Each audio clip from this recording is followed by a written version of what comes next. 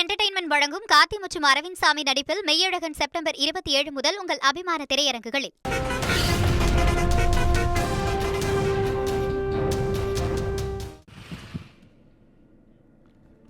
திருவாரூர் மாவட்டம் மன்னார்குடி அருகே சிதலமடைந்து பாழடைந்த நிலையில் உள்ள சிவாஜி கணேசனின் பூர்வீக வீட்டை தமிழக அரசு நினைவு இல்லமாக மாற்ற வேண்டும் என அப்பகுதியினர் கோரிக்கை விடுத்துள்ளனர்.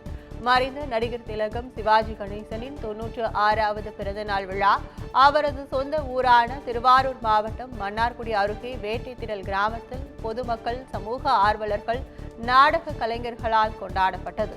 சிவாஜியின் திருவுருவ படத்திற்கு மலர்தூவி மரியாதை செய்த ரசிகர்கள் மற்றும் பொதுமக்கள் சிதலமடைந்து காணப்படும் அவரது பூர்வீக வீட்டை தமிழக அரசு நினைவு இல்லமாக மாற்ற வேண்டும் என்று கோரிக்கை விடுத்துள்ளனர்.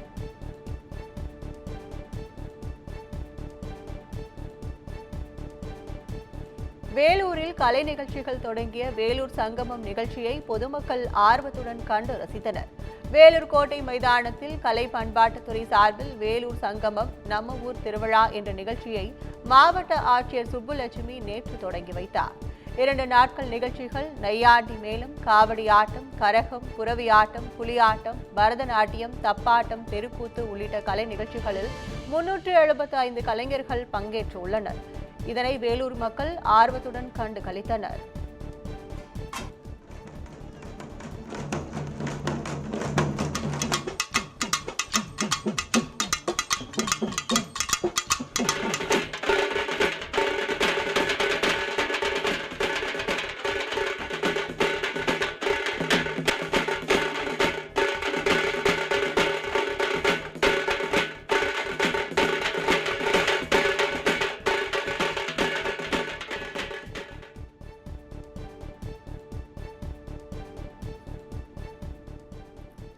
ஈரோடு மாவட்டம் பவானிசாகரில் பாரம்பரிய வள்ளி கும்மி நடனத்தை சிறுமியர்கள் முதல் பெரியவர்கள் வரை ஆடி அசத்தினர். கொங்கு நாட்டின் பாரம்பரிய கலையான வள்ளி கும்மி நடனம் கிராமப்புற பகுதிகளில் பிரபலமடைந்து வருகிறது. இந்த நிலையில் பவானிசாகரில் வள்ளி கும்மி நடனத்தின் முதல் அரங்கேற்ற நிகழ்ச்சி நடைபெற்றது. இதில் பங்கேற்ற பெண்கள் மற்றும் சிறுமியர் ஒரே நிற சீருடை அணிந்து நாட்டுப்புற பாடல்கள் பாடியபடி வள்ளி கும்மி நடனம் ஆடி அசத்தினர். மேளதாள இசைக்கு ஏற்ப பெண்கள், சிறுவர்கள் மற்றும் சிறுமியர் தொடர்ந்து 3 மணி நேரம் நடனமாடிய காட்சியை 1000த்திற்கும் மேற்பட்டோர் கண்டு ரசித்தனர்.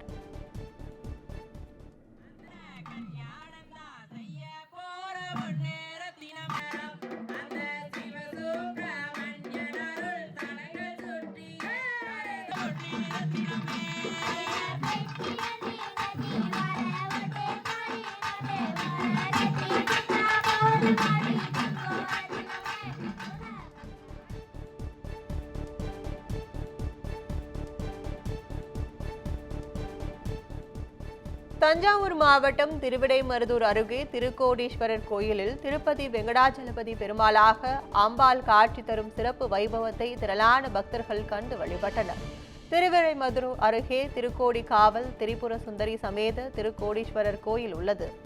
1000 ஆண்டுகள் பழமை வாய்ந்த இக்கோயிலில் ஆழ்வார்களுக்கு அம்பாள் திருப்பதி வெங்கடாஜலபதி பெருமாளாக காட்சி கொடுத்த வரலாற்றை நினைவு கூறும் வகையில் புரட்டாசி 2வது சனிக்கிழமையான நேற்று இந்த சிறப்பு வைபவம் நடைபெற்றது.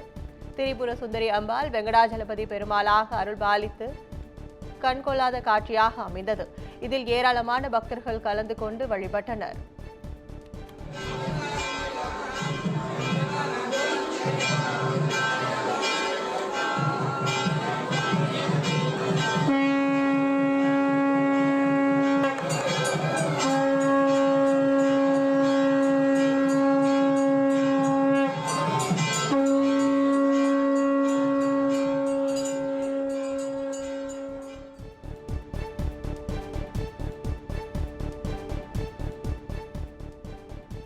பணி நிரந்தரம் உள்ளிட்ட 4 அம்ச கோரிக்கைகளை நிறைவேற்ற வலியுறுத்தி மயிலாடுதுறையில் தமிழ்நாடு அங்கன்வாடி ஊழியர் மற்றும் உதவியாளர்கள் சங்கத்தினர் ஆர்ப்பாட்டத்தில் ஈடுபட்டனர்.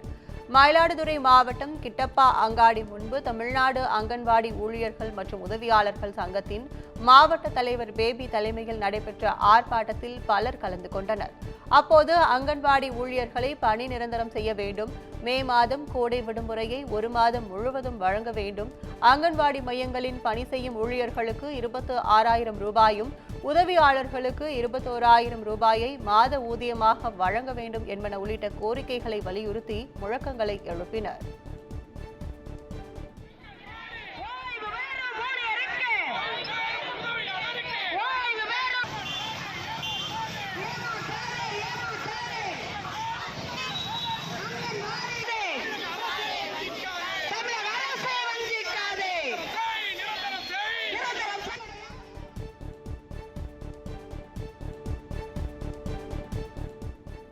நாமக்கல் மாவட்டம் ராசிபுரத்தில் நிகழ்ந்த சாலை விபத்தில் ஒருவர் தலை நசுங்கி உயிரிழந்த நிலையில் படுகாயமடைந்த 3 பேர் நிலை கவலைக்கிடமாக உள்ளது. ராசிபுரம் அடுத்த போடிநாயக்கன்பட்டி பகுதியில் 2 சரக்கு வாகனங்கள் நேருக்கு நேர் மோதி விபத்துக்குள்ளானது. இதில் ஒருவர் சம்பவ இடத்திலேயே தலை நசுங்கி பரிதாபமாக உயிரிழந்தார். 7 பேர் படுகாயமடைந்த நிலையில் ராசிபுரம் அரசு மருத்துவமனையில் தீவிர சிகிச்சை பிரிவில் அனுமதிக்கப்பட்டுள்ளனர். இவர்கள் 3 பேரின் நிலைமை கவலைக்கிடமாக இருப்பதாக கூறப்படுகிறது. விபத்து குறித்து பேலுக்குறிச்சி போலீசார் விசாரணை நடத்தி வருகின்றனர்.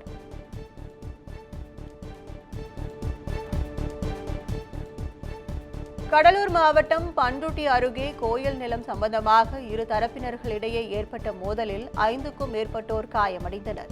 பண்ருட்டி அடுத்த காடாம்புலியூர் பகுதியில் உள்ள ஐயனார் கோயிலுக்கு சொந்தமாக நிலம் உள்ளதாக கூறப்படுகிறது.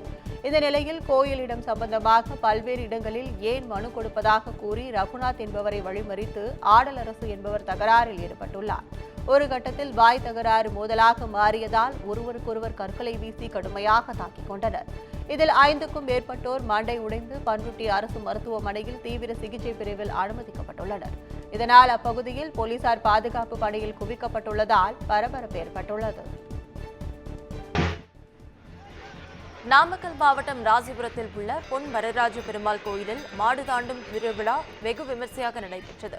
ராசிபுரம் பொன் வரதராஜ பெருமாள் கோயிலில் ஆண்டுதோறும் புரட்டாசி மாத சனிக்கிழமை சிறப்பு வழிபாடு நடைபெறுவது வழக்கம். அந்த வகையில் புரட்டாசி 2வது சனிக்கிழமையொட்டி மாடு தாண்டும் விழா நடைபெற்றது. அப்போது மாடு வரும் வழியில் பக்தர்கள் படுத்திருந்தனர். மாடு தாண்டி செல்லும் போது அதன் கால் பக்தர்கள் மேல் படாமல் சென்றால் நினைத்தது நடக்கும் என்பது ஐதீகமாக கருதப்படுகிறது.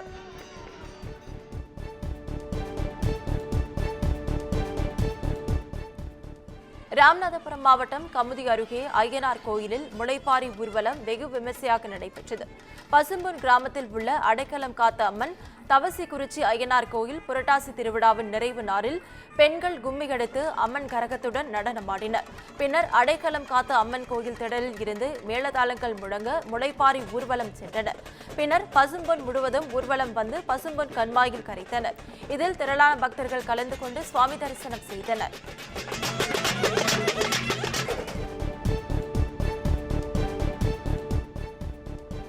திண்டுக்கல் மாவட்டம் கொடைக்கானலில் போக்குவரத்து நெரிசலை தவிர்க்கும் வகையில் வனப்பகுதி சுற்றுலா இடங்களுக்கு செல்ல ஒரு வழி பாதை திட்டம் அமல்படுத்தப்பட்டுள்ளது. அதன்படி கொடைக்கானல் நகருக்கு வரும் சுற்றுலா வாகனங்கள் நகராட்சி அலுவலகம், 7 ரோடு சந்திப்பு, கோகஸ்வாக், பசுமை பள்ளத்தாக்கு வழியாக பில்லர் ராக் பகுதிகளை கண்டுகளித்த பிறகு மீண்டும் அப்சர்வேட்டரி வழியாக நகருக்குள் திரும்ப வேண்டும் என்று போலீசார் அறிவுறுத்தியுள்ளனர். மேலும் கனரக வாகனங்கள் வனப்பகுதியில் உள்ள சுற்றுலா இடங்களுக்கு செல்ல அனுமதி இல்லை என்றும் மேல்மலை பகுதிக்கு செல்லும் கனரக வாகனங்கள் மட்டும் அப்சர்வேட்டரி வழியாக செல்லலாம் என்று போலீசார் தெரிவித்துள்ளனர்.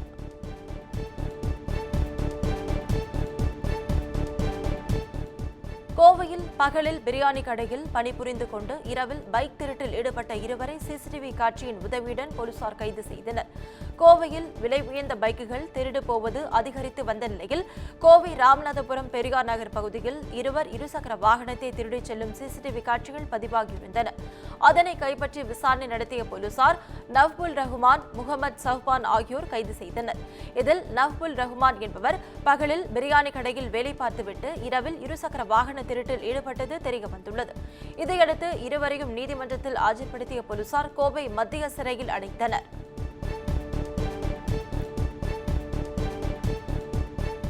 வேலூரில் இருசக்கர வாகன தவணை தொகை செலுத்தாததால் தனியார் நிதி நிறுவன ஊழியர் ஒருவர் வாகனத்தின் லாக் உடைத்து எடுத்துச் செல்லும் வீடியோ காட்சிகள் வைரலாகி உள்ளது. குடியாத்தம் அடுத்த பிச்சனூர்பேட்டை தேரடி அருகே லேடிஸ் டைலர் கடையை நடத்தி வரும் சத்யா என்ற பெண் தனியார் நிதி நிறுவனத்தில் வட்டிக்கு கடன் பெற்று புதிய இருசக்கர வாகனம் ஒன்றை வாங்கியுள்ளார். கடந்த மாதம் தவணை தொகை செலுத்தாததால் நிதி நிறுவன ஊழியர்கள் அவரை பலமுறை தொடர்பு கொண்டபோது எந்தவித பதில் அளிக்கவில்லை என கூறப்படுகிறது. இந்த நிலையில் நிதி நிறுவன ஊழியர் ஒருவர் சத்யாவின் கடைக்கு வந்து தகாத வார்த்தைகளால் பேசிவிட்டு லாக்கை உடைத்து வாகனத்தை எடுத்துச் சென்றுள்ளார். இந்த காட்சிகள் இணையத்தில் வைரலாகி உள்ளது. ஆனால் நீங்கள் ரொம்ப பேசுகிறீங்க.